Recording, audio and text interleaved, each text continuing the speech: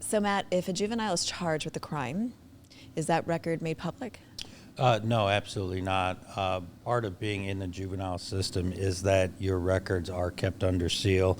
They are non-public records. So in Missouri, we have what's called Missouri CaseNet, where in the adult system, you can type in somebody's name and research them to find out if they have any criminal cases. You will never find a juvenile case on Missouri CaseNet. And furthermore, you cannot go to the courthouse requesting information about a juvenile case. That will never be provided to you. And another difference between juvenile and adult court is juvenile courts are closed courts, meaning anyone off the street cannot just walk into a juvenile court and sit there and see what's going on. Whereas adult courts, it's open to the public, so anybody can walk into an adult court and sit down and see what's going on for the day. But juvenile records from start to finish are always closed records, and then they end up being sealed once the case is over.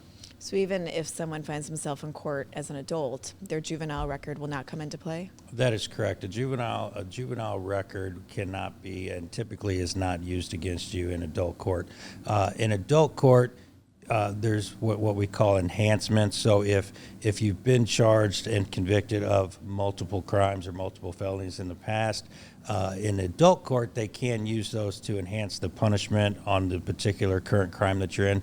They cannot use your juvenile record to try to enhance the punishment in adult court. Is it the same when they receive a summons? Typically a juvenile delinquent doesn't receive a summons. So a summons is typically a subpoena to appear in court. In adult court, there's two ways you essentially get notified that you've been charged with a crime. One is via summons, where they either mail you essentially a piece of paper that says, hey, you need to show up to court on this particular day, or the sheriff's department will serve you with the piece of paper, or you get issued a warrant and then you get arrested and put in jail.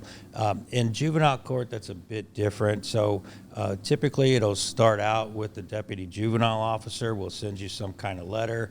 It'll start out as possibly an informal adjustment conference, where that's how you're notified of what's going on, that your son or daughter has been involved in some kind of delinquency. And then you typically get notified through the DJO, the deputy juvenile officer.